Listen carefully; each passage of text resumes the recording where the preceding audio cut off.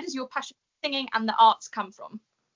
Oh my word, it's been ever since I was a child. I honestly wish that I could tell you. I think when I was young, I used to go to Woolworths at the time. I know it's like that went in the last recession. But, I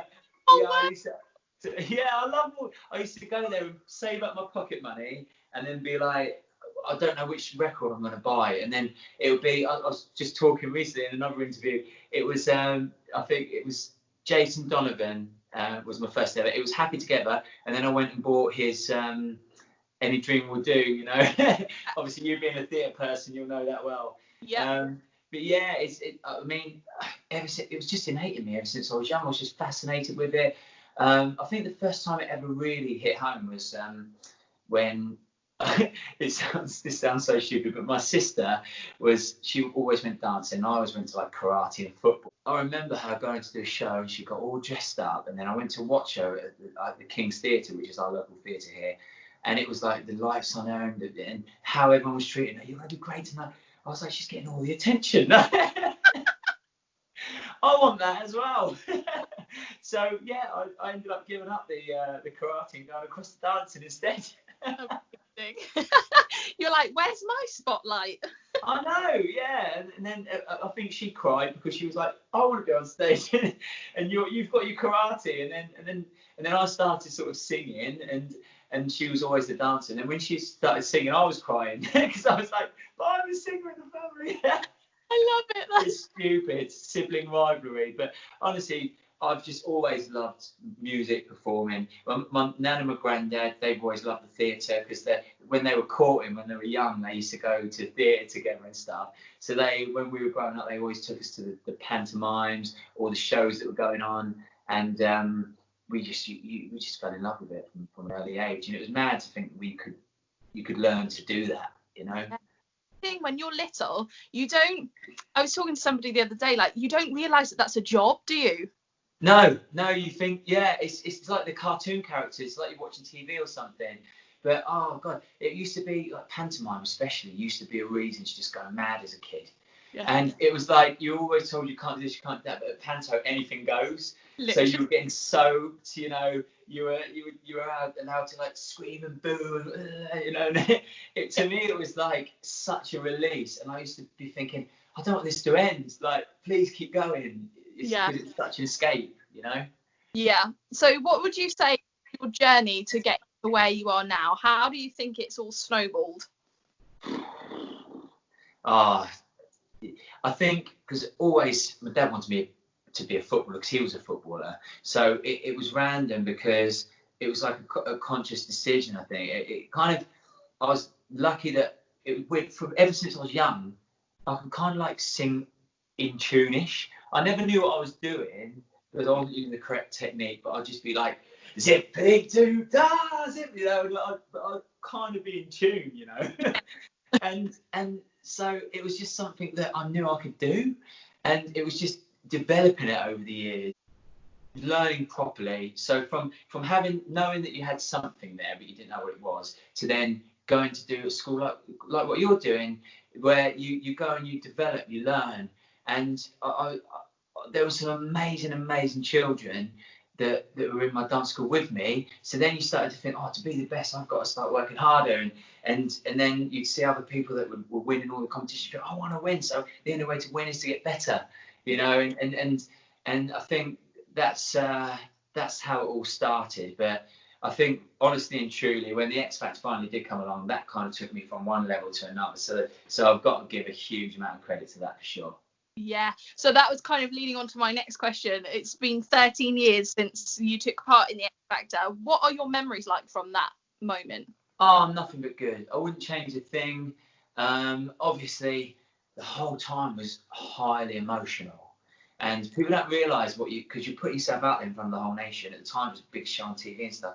The emotions are running on a high. So I can kind of like recall so much of that time because I was so emotional at the time about everything, and we wanted so much for things to keep going, and because it was the nature of the competition and everything. There were times, you know, I've got sad memories too, like the announcement that we were third. We wanted to win. It was heartbreaking. We didn't know what was happening after that, But all in all, some of the best times of my life, and I'll never ever forget them. Yeah. Yeah. So if you could describe your career so far in 3 words, what words would you use? Ooh, I'd say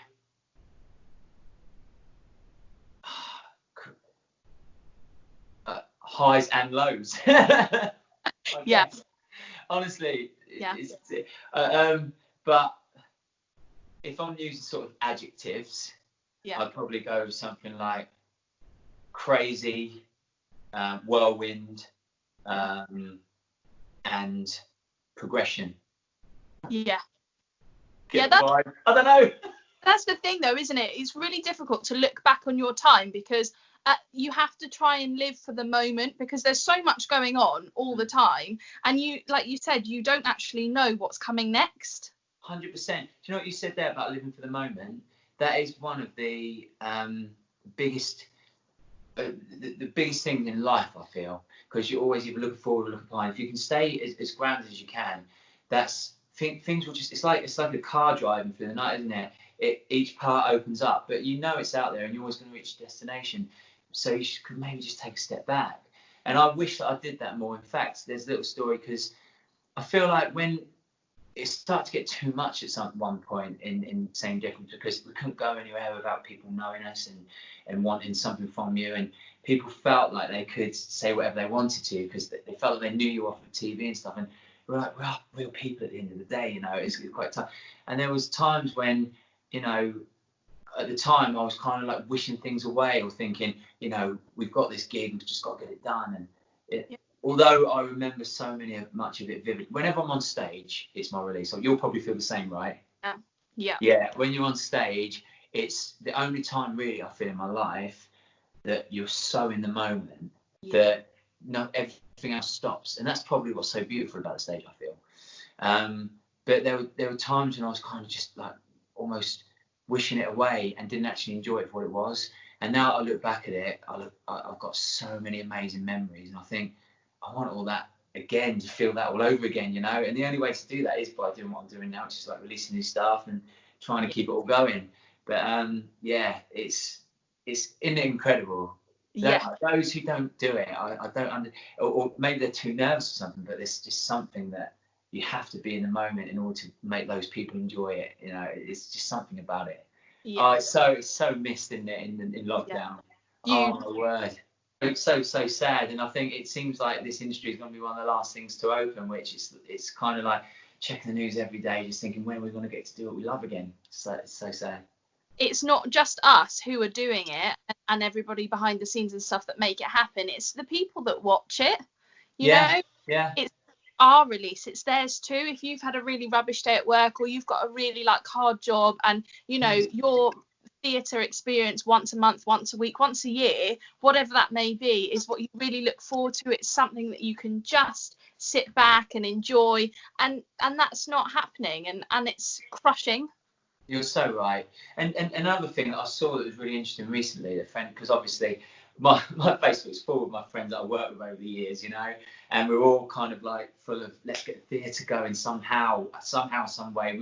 We don't want to obviously think about more important things in life, like health. It's so important. So no one's saying that they want to jeopardize that, but we're saying you do have to realize how much this means to us and how much we live for it and how much it's our identity as well, and without that it's kind of feels like you're lost. I hope you agree with that. But I think that they say, right, okay, if you don't think that the arts matter, try a day without radio, TV, Netflix. People wouldn't have been able to survive at this time. No. Without all that kind of stuff. So it is so important. And I know that a lot of it's like watching back on old stuff, but and they're finding ways now to do more filming, slowly but surely. But without it, it all comes under the same umbrella at the end of the day. Yeah, the creative arts industry is so massive, and people don't, painters, anything like that, people who can't exhibit their work, recording artists, anybody that just can't do what they love to do, and the internet has been amazing. It has, but it's not the same, is it? No, definitely not. And not only that, like the way there's so many more senses used when you're not. See, if I was talking to you now, and we were in the room together, there'd be a different energy. Do you know what I mean? And that's when more magic happens, when all the senses are being used. And that's what I find is the best thing about theatre is you're there, you're feeling it, the energy, the audience, and you're so engrossed in it. And there's nothing quite like it for me. No, me neither. And how would you describe the similarities to performing on stage and then being in a recording studio? I'd say it's two ends of the spectrum, completely different. Because the beautiful thing about being in the studio is trial and error. If you do something wrong, where you hit a bum note or you try something that doesn't work, you can go over it again. It's no issue. And also, like, I find, like, you can just throw a hoodie on to go to the studio and not care. On stage, you've got to be looking your best. You've got to have done a vocal body warm up. There's only one shot, and if you've got, someone's recorded it and you've maybe hit an absolute clanger, it will stick with you. You've got to be so prepared. The preparation is key, I think, with on stage stuff. You've got to have your mind and your body ready and your voice ready for it. But how do I compare them? I'd say, it's so difficult. I want to say I prefer being on stage because I do. There's nothing like the live feeling, the knowing that you've got the audience in the palm of your hand. That feeling's unbelievable. But having said that, you get a same energy when you're in the studio too, when you know something's working, you're on the right lines, everyone's feeling it. And so there's something about that too. I love both evenly, to be honest. Amazing. And what would you say the process was like when you were recording an album? Well, this album that I've done right now has taken 4.5 years, and and we've had to chop and change things as we've gone along as well. It was never supposed to take that long, but I went off to do We Will Rock You, the Queen Ben Out musical. So that kind of it was something I really wanted to do in a box. I wanted to tick. It was great on the CV, so I had to put the album on hold, and then other stuff was coming along. Other show that I got the opportunity to go to Australia. I had to stop, and so all these things got put on hold, and we find ourselves here now. But in a way, lockdown sort of forced it out, which is perfect, really, because it's actually got things moving. But in answer to your question, it's the process is for me. It seems easy if it's only going in and laying down a vocal, but it's also everything else that goes with it that takes the time and takes the energy. We're meticulous in every last thing, every sound. We wonder, how's it going to be viewed? Are people going to see it as this? People going to see it as that? And eventually it all comes together. But essentially it's the same. It's about the energy of the producers that you're working with and the energy of the feeling that you're giving it to that makes the piece of art what it is. What I mean. How do you find, like, are you really involved with the artwork of it? So, like the cover and everything like that? I'm always open to ideas with everything. I kind of maybe throw something out there and then we'll discuss it and it'll all get and every last thing down to every final detail is discussed until we're confident we've got it right. Because obviously you don't know how people are going to be. They just get this final product and they like it or they don't, and they'll tell you as well, So and obviously because you've thrown so much of your heart and soul into it, you care. So it's we want to give ourselves the best chance of doing what we can do. It's the best, but it takes so long. We've actually done songs, spent a lot of money on songs and thrown them out because they're just not working. There's just something that's not right, and we can't have that going out as something that people can then see. So you can't be scared to do that. It's like ideas in the theatre as well. If something's not working, you've got to change it, and maybe the next performance, it still won't be quite right, but you will make more changes until you've got this piece of art that's just there and it's perfect. And it's very similar in that respect. It's about, I think, like, not being afraid of everybody else's ideas. Sometimes I'm terrible for looking at a production. If I've written the show, I direct it and I choreograph it. That is like your baby, okay? someone comes in, says, "Oh, I'm not really sure what's going on there," you kind of get a little defensive, and you know, you what? Or like even the children that's working on the show is like, "Jen, I don't really understand what's happening here, or I'm not really feeling this bit. Can we," you do get a little bit protective over it, because you've worked so hard to create it, but you can't be too precious over it for the sake of it being what it needs to be. Do you understand? Does that make sense? 100%. Something you said there really rang true to me, because it happened with the album too. I think sometimes if you know in your heart it's the best thing, don't overthink it. But at the same time, an outsider's point of view can put some finishing touches on that you never thought of that might make something more exciting. But also, too many cooks spoil the broth, so to speak. So it's getting the balance right. But at the end of the day, if you're the one that's committed as the director and etc., and it's your baby, your gut instinct is probably, because you've given it so much thought, you're closer to it than anybody else. You've got to trust in that. Yeah. And it can be difficult, can't it? When 100%. Coming in on it, and also when you've looked at it for such a long time. When we do our big shows, it takes me 3 months to kind of write it, finalize venues, costumes, etc., and then 3 months of rehearsals, tech, everything else. It's exhausting. You've looked at this thing for 6 months straight, every day, all day. When people start throwing in ideas or start chipping in, you just kind of lose sight sometimes of what it was that you wanted in the end, because you're almost not fed up of it, but you've seen it so many times. 100%. It's like that across all aspects of life, I find. You've got to go back to the reasoning behind it all. It's like a relationship, for example. When you start out, it's like, they say you go and take out the rubbish. You go, I'm going to go take out the rubbish. It's like, because I feel alive and it's amazing. At the end, you're like, no, I'm not going to take out the rubbish. I know it sounds like a stupid analogy, but I do find that you've got to go back to the reason why you do it, the reason why you love it, and that's when the energy is correct to move it all forward in the right way. But it's so tough to sort of stay on track with that, But what you said about other people coming in, I definitely think it can help, but using that in the correct way. And but if they're trashing everything you did, as far as I'm concerned, you want them away, because you don't want that energy coming at you, because it takes the love of it away, doesn't it? And when things are done out of love, that's when it all happens best, I find. Yeah, like magic. Yeah, for sure. So let's talk about your new album, out 20th of July. Tell us about that. Yeah, it's called Solo. I think it's the album that I always set out to create, so I'm really, really proud of it. There's 13 songs on it on the first disc. The second disc has got 10, I think. But the only way people can get the second disc is if they get the album, actually buy the physical copy. So the first disc is what's going to be out there. And the second disc is all kind of remixes, really cool. And they can get that if they order the sort of physical copy. I love physical stuff personally, because I grew up loving that stuff.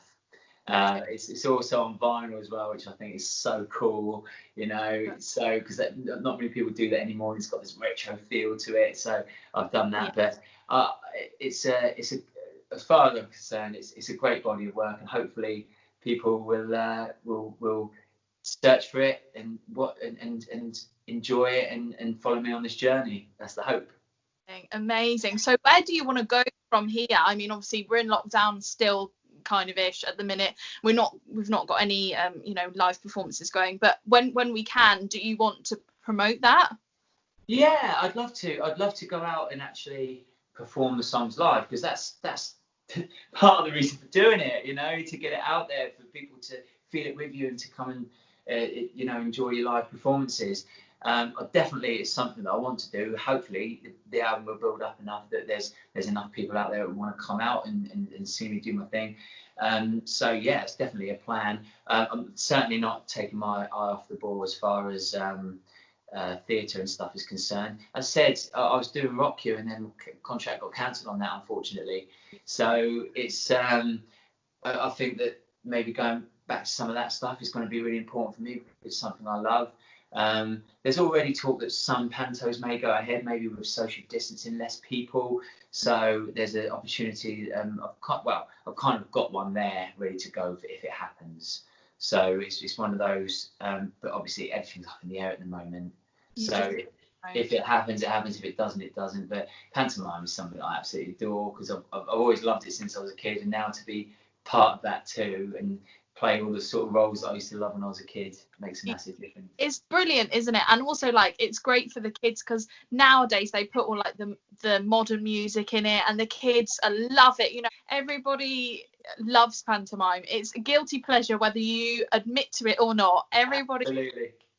Oh, when I eventually get some kids, I definitely want them to go to Panto because it's one of them traditions that I keep alive, and it gave me so much growing up. Yeah, me too. Yeah, when I take the kids from our group to see anything, you know, it's amazing to watch the joy on their faces. We took them to see Nativity not that many months ago, actually, obviously at Christmas time. Was this in West End? It was on the touring production, so we saw it in the Wales Millennium. Oh wow, cool. And I've actually been really lucky to talk to some of the cast members and the lady who wrote the film and the musical a couple of weeks ago, and I said to her about taking the kids, and she was like, well, how did they find it? And I was like, I can't explain it. It was just magic, you know. Magic. Getting them to see other kids up there doing exactly what they do, just normal kids loving life, really. And it's magic. Yeah, definitely. And that then gets their little minds in I could do that. Like, whatever it takes, let's get to work, you know, and then it's good for everybody. Absolutely. So what a great, I bet that was a great show. It was, I can't remember who the lead was now, but I remember hearing it. It was a really, really, really good show. Yeah. It was amazing. I saw it a few years ago when I was living in London, and I think it was Daniel Boyes was the lead. That's right. We saw Scott Page this time in the tour, and equally just as brilliant. Such iconic roles, isn't it? You know, when you've seen the film, and obviously when the film came out, you know, we were adults, but these kids were small kids, or they hadn't even been born yet, so they'd grown up with Nativity. Film. Well, when you think about films, like, it matters a lot more to you when you've grown up with them. Nativity was, you know, a huge one for that sort of era. Yeah. So, you know, it's the fact that they've done a stage production, it suits it down to the ground. It's like School of Rock as well. I love that film. You know, perfect. Matilda, I grew up with that. Yeah. You know, and what a score that is, you know, and every little girl wants to be Matilda now. You know, of course they do. So a couple of quirky kind of questions now. If you could do one dangerous or daredevil thing, what would it be? Oh, my words. Dangerous daredevil. I've kind of done the one that I always wanted to, and I don't feel like there's much more now to do. The one I was always really, really scared of was, because I never liked to see the unknown, and growing up, Jaws, you know, used to scare me, but I did it. I went and did my paddy course because I thought, if you can take the thing that scares you the most head on, nothing's going to be a fear. So I've done it. But now I'd say let's do skydiving. Let's say skydiving, because I've not done it yet. No, nor me. I think that surprised me, that you're literally falling from the sky. I know, but apparently it's the most freeing feeling in the world. Because I've been I watched this Peter Crouch show on a Saturday night, and he said that the skydiving wasn't as bad as walking across a tightrope high. Really? So I'm like, well, maybe I'll try that as well. You know, I did abseiling. That wasn't a worry whatsoever. I went from one of the highest buildings in all of Portsmouth, which is my hometown, and I didn't find that a worry, to be honest. Yeah. The thing of the unknown underneath the sea, that was what I was. But when I eventually did it, it was the most freeing thing, because you feel like you can take anything head on after that, you know. Yeah. To be honest with you, I think actually auditions feel worse than a lot of that. Don't you agree though? Oh, horrendous. Yeah, they're like an out of body experience. It never gets easier, right? No, it's horrible, because everything comes out of you, you know. You are excited about what possibly potentially could be, but you're also just terrified. yourself out there for all these people to see. And if you totally mess it up and it goes absolutely pear-shaped, you think, how am I going to ever face anybody ever again? I know. Well, something kind of similar happened to my sister, actually. She'll hate me for telling this story.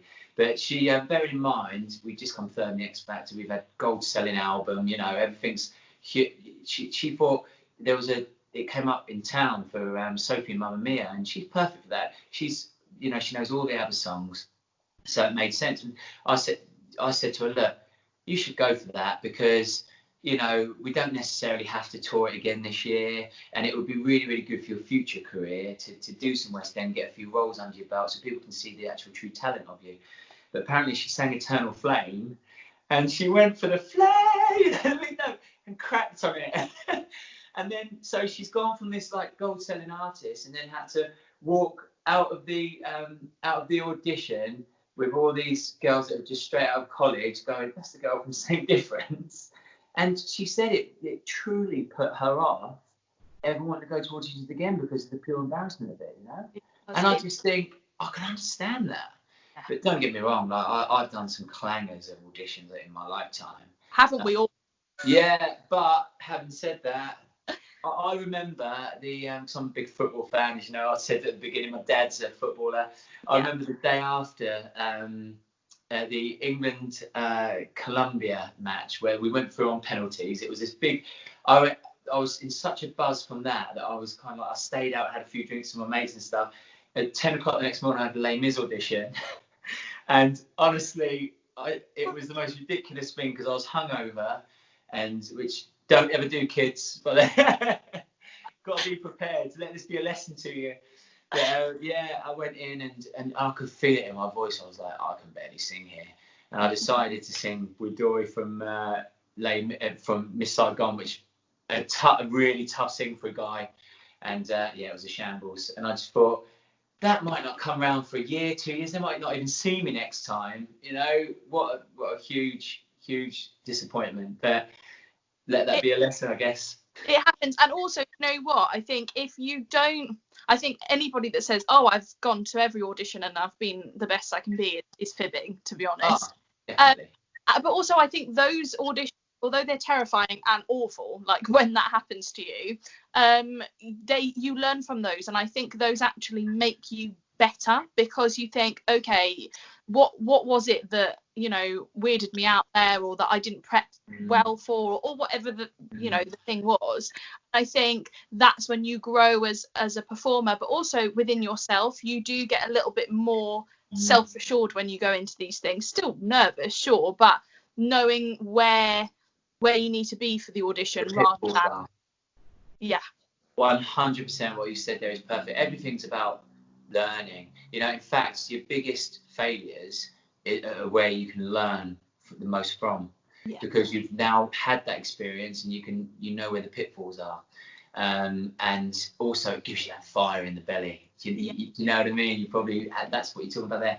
But it's honestly and truly, if as far as audition now concerned, I feel like I've got it down to an art as best as I can because I've done so many.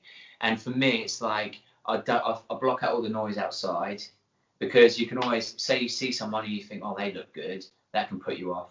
I don't even think about that. I think I'm great in myself. You've got to have that belief. And also, I'll kind of, I don't know what your feelings are spiritually, and everyone's got different, you know, but I'll always sort of say a prayer and go on the inside first before I'm about to step in, because it just retouches you to yourself and the universe. And that's when the better stuff happens for me personally anyway. Yeah. So, but it's always hard, especially I used to go in and just be weirded out by people sat in the waiting room. Yeah. You know, and think, God, look, they look so good. And with that sort of, that makes them up there and you here, and you're never gonna get it with that mentality going in. You know? No, and isn't it weird when you then, like, if you know, when you go to college or drama school or whatever. I remember being at a drama school audition and sat next to somebody, and she just, like you say, just for me looked better than me. And I thought, how do you know what people are gonna? You don't. And I remember then we both fortunately got into this, and I remember saying, oh my gosh, you know, I was terrified of you. And she laughed and she was like, what do you mean? And I was just like, I just saw you sat there, you looked so comfortable, so in control of what you were about to do. I said, it really threw me, and I thought, oh my god, I'm never going to get in, and I was terrified of you. I said, so when I saw that you were going to be here today, I thought, oh my god, you know. And she laughed and she was like, do you know how weird is that, because I thought exactly the same about you. And how do you know, right? How do you know? Yeah, 100% what you said there is always happening. They are just as nervous. They're putting on the front just like you are. Yeah. And, you know, to try and do whatever they can to get ahead. At the end of the day, I think what will be. And you can't let anything get into your head. You just got to put your best out there. And this has been it's therapeutic for me, this, because I know that everyone's feeling the same. Yeah. That's it. You know, you talk to people all the time that have been super successful in whatever they've done, whether it has been theatre or, you know, recording artists or people who've just done a bit of everything. And you look at them and think, how on earth, you know, can I chat with these people, because they're obviously on a different level to me. They've never felt nerves. They've never felt, well, it's rubbish, isn't it? Of course you have. Because to get to where you are, you've had to fail so many times to be where you are. There was a huge something that I can't remember who it was that said it, but I think it might have been like some millionaire or something. It said the only thing I can give you for success is go out and fail more. And I think as you get older, you start to realise that that's true. But I think it's a real tough sort of esoteric thing for a child to get their head around. But it is true. You learn so much from your failures. Yeah, definitely. And you learn so much from the people around that you surround yourself with too. 100%. Yeah, that's so important. You end up becoming like the people you had. So you want to be around sort of good spirited people that make you feel alive. Definitely. Yeah. So my last question for you, Sean, is what do you hope to be doing once we get lockdown? I think definitely get back on stage somehow or somewhere. I'm hoping that the album's been such a success, I can maybe go and tour that. And yeah, just general happiness all around, you know, because I think that once you're out of lockdown, you can just, it's freeing, isn't it? I think the whole world's going to feel that sense of freedom again, which is going to be wonderful. And hopefully we will have learned a lot as a collective from this experience. Yeah, I hope so too. Seeing family, friends, just being able to do the normal mundane things that before you were like, oh, you know, going shopping just because you want to, not because you need food or because kinds of things that you just going out for a walk and walking wherever you want, not just, you know, in this small stupid things that before you didn't even think about those things.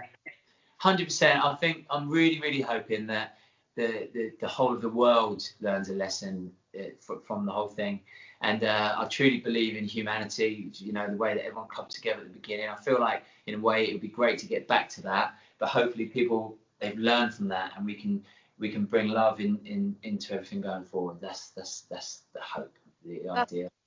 God, it's so great to chat to you. Thanks so much for saying yes. Likewise, thank you. Thanks for everything, and good luck to once you get out of this. Good luck with your show, good luck to everybody, and just keep being amazing, everyone. You too. I'd love to keep in touch. Yeah, great. Thanks. Definitely. You've got my Skype now anyway, haven't you? So anything you need from me, just give us a shout, and you know, it's amazing luck with your album. Really hope it goes well, and we'll be buying copies. Oh, thank you. That's brilliant. Yeah, and any sharing you can do and tell people it's good, it'd be perfect for me. Obviously, we want to get it out there, and we want to make sure that you know, people are on side with me and love what I'm doing. But thank you so much for this experience. Really appreciate it. Lovely to speak to you. Take care. You too. Ta-ra. Bye-bye. Thank you. Bye. Amazing, right? Huge thank you to Sean, and best of luck for your album. Hope it does really well. Lots more guests still to come. Thank you so much for watching. Take care. See you soon.